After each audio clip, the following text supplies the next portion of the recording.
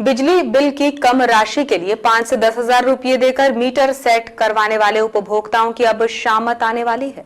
गत दिनों शहर सहायक यंत्री HC यादव के यहां योजनाबद्ध तरीके से मीटर सेट करते हुए पकड़ाए गए मीटर सेट बाजों से प्रारंभिक पूछताछ में विद्युत विभाग के कई उपभोक्ताओं की जानकारी मिली है। बताया जाता है कि इन उपभोक्ताओं में शहर सहित शहर के बाहर के भी लोग हैं, जिसके बाद विभाग उनके खिलाफ कार्यवाही में जुट गया है। जानकारों की माने तो विद्युत विभाग जल्द ही इन उपभोक्ताओं की सूची जारी कर सकता है जिन्होंने विद्युत मीटर के साथ छेड़छाड़ करवाई हो।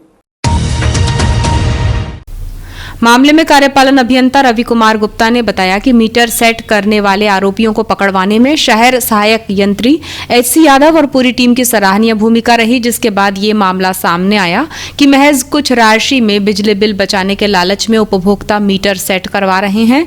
मीटर सेट करने वाले आरोपियों से पूछताछ में कई उपभोक्ताओं के नाम सामने आए हैं, जिसको लेकर विभागीय तौर पर कार्यवाही शुरू कर दी गई है। मीटर सेट करने वाले ऐसे उपभोक्ताओं से बिजली बिलों की राशि वसूल की जाएगी। साथ ही उन्होंने उपभोक्ताओं से भी अपील की है कि वो मीटर सेट करने वालों के झांसे में ना आए और बिजली खपत के अनुसार ही भुगतान करें। यदि कोई उपभोक्ता ऐसा करते पकड़ा जाता है तो उसके खिलाफ विद्युत अधिनियम 2003 की धारा 138 से 135 के तहत कार्यवाही की जाएगी, जिससे जुर्माने के साथ ही सजा का भी प्रावधान है। आपको बताएं कि गत 14 जनवरी को बिजली मीटर को सेट करके अधिक खपत के बावजूद कम खपत दिखाकर बिजली विभाग को आर्थिक नुकसान पहुंचा रहे दो आरोपियों 38 वर्षीय सिराज अली और भामोड़ी निवासी 34 वर्षीय दुर्गा प्रसाद कटरे को बिजली विभाग की टीम ने उस वक्त रंगे हाथों पकड़ा था, जब विभागीय टीम ने योजनाबद्ध तरीके से उन्हें शहर सहायक अभियंता हुकुमचंद यादव के यहां मीटर सेट करने बुलवाया था। चूंकि विभाग को सूचना मिल रही थी कि कई उपभोक्ता कुछ मीटर सेट करने वाले लोगों के संपर्क में आकर बिजली बिल बचाने के लालच में मीटर को सेट कर रहे हैं, जिसके कारण मीटर का लोड कम हो जाता है और बिजली के संसाधन उपयोग किए जाने के बावजूद खपत से कम बिजली बिल आता है। मीटर सेट करने वाले एक सदस्य के मोबाइल नंबर मिलने पर शहर सहायक अभियंता हुकुमचंद यादव ने उसे घर बुलाया, जिसने अपने साथी के साथ उसके घर का मीटर सेट कर रीडिंग लोड को कम कर दिया, जिससे घर में लगे AC और गीजर का लोड तुरंत कम हो गया। यही नहीं बल्कि उक्त दोनों ने अपनी तकनीक से AC और गीजर का लोड कम करने का डेमो भी दिखा दिया,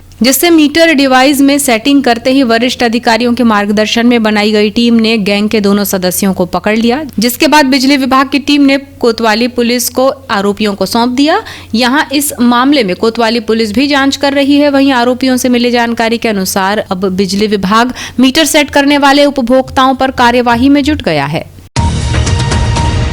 मुख्यालय से लगे औद्योगिक नगरी गर्रा में प्रशासन द्वारा लगभग 15 करोड़ रुपए की जमीन अतिक्रमण से मुक्त कराई गई है। सोमवार को प्रशासन और पुलिस बल की भारी मौजूदगी में चिन्हित अतिक्रमण को बुलडोजर से ढहा दिया गया, जिसमें बड़े अतिक्रमणकारियों की दुकानों को नेस्तनाबूद कर दिया गया। इस दौरान SDM KC बोपचे, तहसीलदार रामबाबू देवांगन, गर्रा सरपंच वैभव बिसेन सहित राजस्व पटवारी और पुलिस बल का अमला मौजूद था। विगत शनिवार को ही यहां सीमांकन करने पहुंचे प्रशासनिक अमले ने सोमवार को गर्रा में अतिक्रमण कार्यवाही करने की बात कही थी और निर्धारित कार्यक्रम के तहत सोमवार को सुबह से ही प्रशासनिक अमले ने यहां पहुंचकर अतिक्रमण की कार्यवाही शुरू कर दी। हालांकि जिस तरह से विरोध की बात कही गई थी वो कार्यवाही के दौरान कहीं नजर नहीं आया, जिससे शांतिपूर्ण तरीके से अतिक्रमण की कार्यवाही होती रही। तहसीलदार रामबाबू देवांगन ने बताया कि पटवारी द्वारा सीमांकन किए गए अतिक्रमण को आधार बनाकर अतिक्रमण तोड़ने की कार्यवाही की जा रही है। चूंकि ये चौक लगभग 180 फीट चौड़ा है, जिसके बीच आ रहे अतिक्रमण को हटाने की कार्यवाही की जा रही है। अब तक लगभग 40 से 50 अतिक्रमणों को तोड़ा गया है। वहीं अन्य अतिक्रमण पर कार्यवाही लगातार जारी है। शासन के निर्देश है कि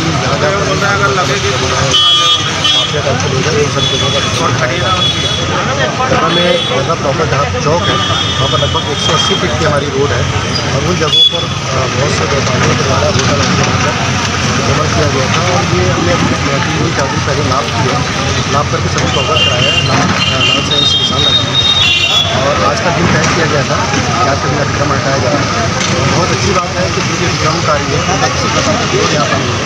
इस अच्छा से उन्होंने अपनी सारी जो मूल्यवान चीज़ें हैं वो हटा ली, टीम गेट हटा दिया गया है और जो स्ट्रक्चर बना हुआ है उसको हमारी टीम अभी पुलिस बल के सहयोग के साथ हटा रही है। सर, ये जो एनक्रोचमेंट की मार्किंग की गई थी, किस तरह का इसका आधार क्या बेसिक पॉइंट? देखिए, हमारा जो पटवारी का नक्शा है वो हमारा बेस था।